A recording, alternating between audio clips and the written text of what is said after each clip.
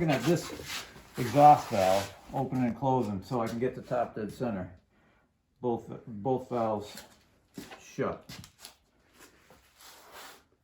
This one's the intake, so right over here, if you look in here, if you see, right over on this side, you can see the valves open. Mm-hmm. You can see the valves open in there too.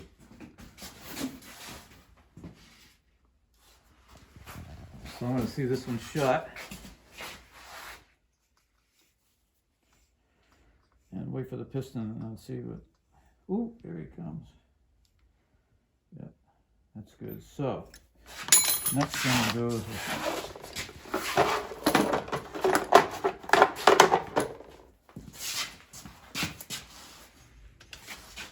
So it pressurizes the cylinder when it's at top dead center. So if you know how, if there's a crank right there on the floor, it's the motor I'm rebuilding. This is a lawnmower, it's a 2-cylinder. But when the thing's at top dead center, it's push. This is the outside bearings, this is the throw. It's pushing right down on that. So if it's a little bit this way or a little bit that way, the air pressure is going to push it this way or that way, and then you got to keep bringing it around till you're right top dead center. Put the air pressure to it, it doesn't move. You don't need to lock the flywheel. People say, oh, you gotta lock the flywheel. No, you don't.